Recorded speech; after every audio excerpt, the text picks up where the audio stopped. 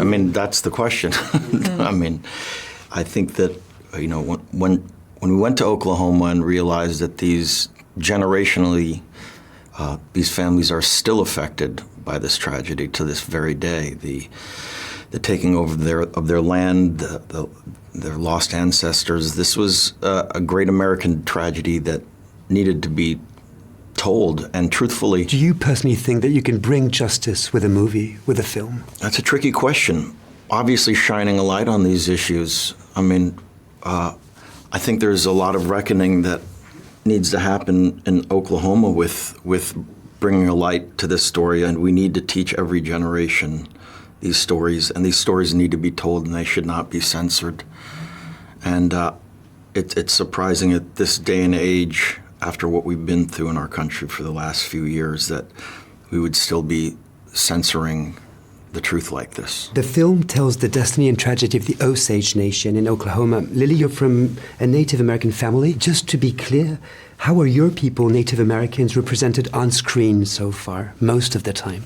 Not like this. I mean, Marty put us in the golden era of cinema before it was too late in a very essential way, not in a peripheral way, not in the villain way, not in any of the ways that we're expecting to see, in a way that undoes the tropes and humanizes in a way that I haven't seen. It's like the audience is allowed to fall in love with Molly, and that's I haven't seen that before. So this standing ovation, personally and politically, what did it mean to you? It was a recognition of everything that the community was going through. It was, I think, you know, Marty, or I don't know if Marty said it. Marty did say it, and then I've seen other people say it.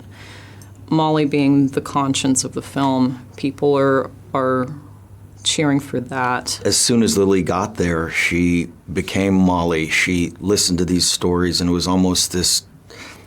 That's why people are responding to her performance in the way they are, because it was almost a spiritual endeavor for her. She took on those stories and became that person. And she's the heart and soul of this film. Lily, it's the first time for you in a Scorsese movie, sixth time for you, Leonardo. What is so special in his art of directing actors? I mean, Marty is special.